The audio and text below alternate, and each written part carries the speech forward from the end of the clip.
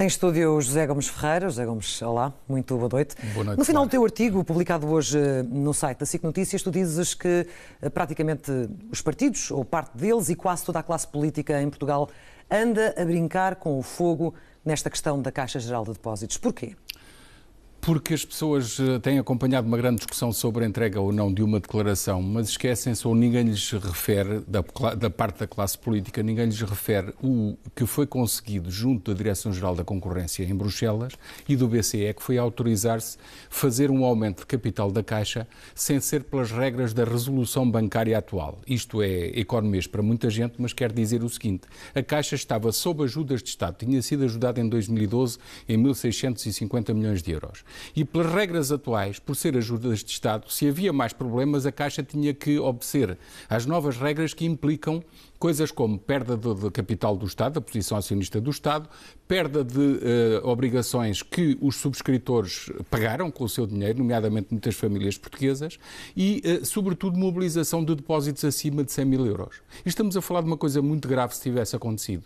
Não era só a Caixa que ia ter um problema com os seus depositantes, era todo o sistema bancário que ficava em causa, porque a Caixa é só o banco de referência. E o que é que esta questão do escrutínio tem a ver com isso? Ora, o que é que acontece? É que a nova administração, para entrar em funções, exigiu e pediu isto ao Governo, e o Governo disse que sim, em 4 pontos fundamentais. O primeiro foi que esta administração só entrava em funções com um pré-acordo que decorria, ou que só entrava em funções se a Comissão Europeia e o BCE de facto considerassem que não era uma ajuda de Estado e que a Caixa podia ser recapitalizada pelo seu acionista sem estas medidas que falámos antes. A segunda questão é que mantinham os salários dos sítios onde estavam. A terceira questão tem a ver com a entrega das declarações em que entregavam no cofre da Caixa Geral de Depósitos à entrada do seu mandato e à saída para se aferir se eram iguais ou não, e assim o fizeram, mas em relação à declaração no Tribunal Constitucional pediram escusa porque entendem estes administradores que uma coisa é o rendimento, e o rendimento vem nos relatórios e contas, através do salário, outra coisa é o património acumulado ao longo da vida e aquilo em que investiram o seu dinheiro. Se foi em carros, se foi em casas, se foi em terrenos, se foi em obras de arte, se foi no que eles entenderam. Mas é algo a que todos os gestores públicos estão obrigados. Ora, por isso é que houve a retirada da Caixa do Estatuto do Gestor Público. E agora como é que sai deste imbróglio? Bom, a questão é a seguinte: se houver uma alteração legislativa, eu tenho a impressão que alguns dos membros do Conselho de Administração, não estou a dizer todos, mas alguns podem pensar, então, mas não foi isto que me disseram que era para ser cumprido. E bater com a porta?